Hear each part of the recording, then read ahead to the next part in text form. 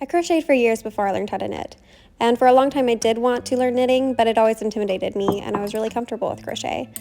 But as someone who has crossed over to the other side, I'm here to tell you it's not that hard, and I'm going to show you the absolute basics of how to get started with knitting in 5 minutes from the perspective of someone who learned how to crochet first.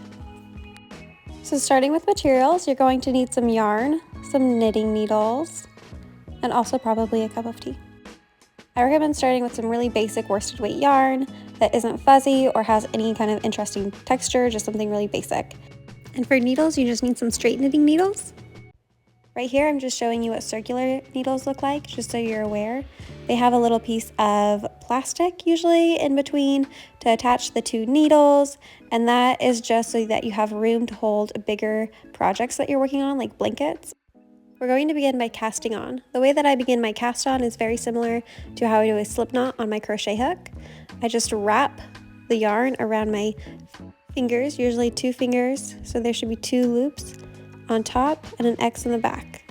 I thread my needle under the loop closer to my fingertips and then push it over the loop closer to my hand, and then over and under, do a flip so that it goes under both loops. Then I take that and pull it off my hands and then pull it taut onto the knitting needle. Now casting on and knitting is basically the equivalent of working your chain in crochet. So for the rest of your cast-ons, this is what you're going to do. Wrap the yarn around 2 fingers with the yarn connected to your needle going behind your 2 fingers. Thread your needle under and up, the yarn in front of your fingers, and then pull the yarn off your fingers and taut onto the needle. So again, put your needle under and up, pull your yarn off of your fingers and onto the needle. Under and up, and then onto your needle. Under and behind, and then pull the yarn off your fingers and slide onto your needle. So I'm just holding my excess yarn between my thumb and my ring finger here. There's a lot of different ways that you could do this, but this is the way that I do it. As I said earlier, the amount of stitches you cast onto your needle will create the width of your project, so you can just cast on as many as you would like to start out to practice with. When you finish casting on, hold that needle with all your stitches that you've cast on in your left hand and your other needle in your right hand. And we are going to now do the knit stitch. And as we knit down all these cast on stitches, all our work will move from the left needle to the right needle.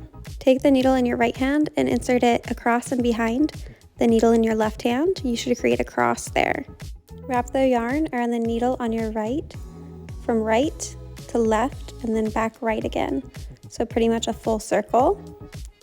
And then pull that needle under the loop that you're working in and then over. And now pull all that over your left needle. So you can see how that stitch has now moved to your right needle. And we're just going to do the exact same thing with the next stitch. So insert your needle behind and across through that loop on your left needle, creating an X. Wrap the yarn around your right needle from right to left and then back right again. Move your right needle under and over the loop on your left needle and slide the whole thing off your left needle. That is the knit stitch. You're going to repeat that for every cast on stitch that you have on your left needle, and when you're done, all your stitches will have moved to your right needle. I fast forwarded to working the last stitch of this row, so working into that last cast on, your needle will go behind and across your needle on the left, wrap your yarn around your right needle, and then push it under and over your loop, and then pull it over onto your right needle. So now your needles are going to swap places. So this needle that now has all your work on it is going to move to your left hand, and the empty needle is going to move into your right hand. And you're going to repeat exactly what you did in the last row. Insert your right needle through the first loop, from right to left, creating an X, and then wrap your yarn around your right needle. Push that right needle under and over that loop on the left, and slide it all up and off of your left needle. Continuing to do rows and rows of just the knit stitch creates the garter stitch, which looks like this.